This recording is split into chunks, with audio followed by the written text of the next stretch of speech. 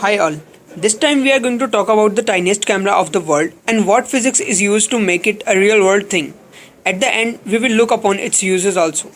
So in the cameras, size of the camera and quality of the picture are most important things. From the left in this slide, world has come through cameras of millimeter size to handheld size and from huge quality space photography to not so good quality old cameras. Now, how to reduce the size of a camera? By reducing moving parts like lenses, and how far can we reduce this size? And what technology to use?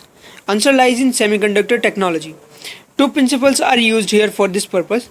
First is Moir effect, second is Talbot effect. We first talk about Talbot effect. It is if we shine a pattern of light on a fine gravity of micron size, the pattern repeats after again and again to a specific depth, as you can see in this image. The second effect is Moir effect.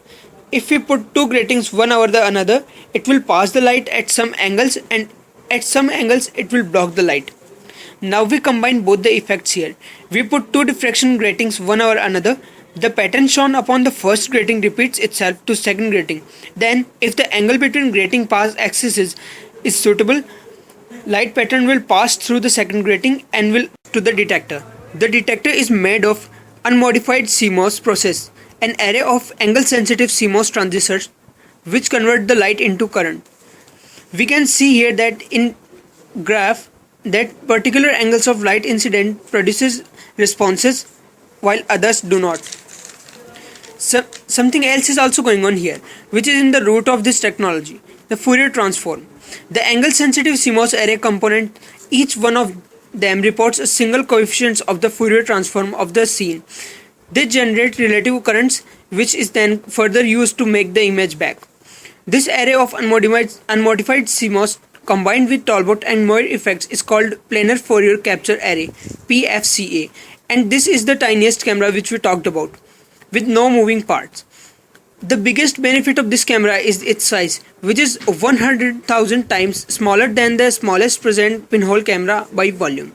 The first PFCA was made suitable for green light incidents, and here are pictures of Mona Lisa's paintings captured by that.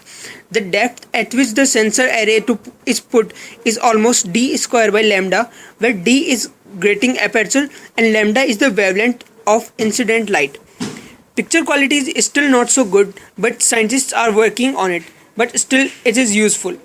Camera this small can be used to see inside organs for clotting and other problems, even in the very tiny veins. Since it is angle sensitive, it can be used in motion sensor devices and control systems also. Especially spying activities would be best done with an eye this small.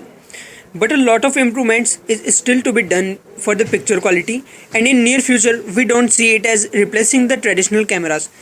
So this was the tiniest camera video. Thanks for watching.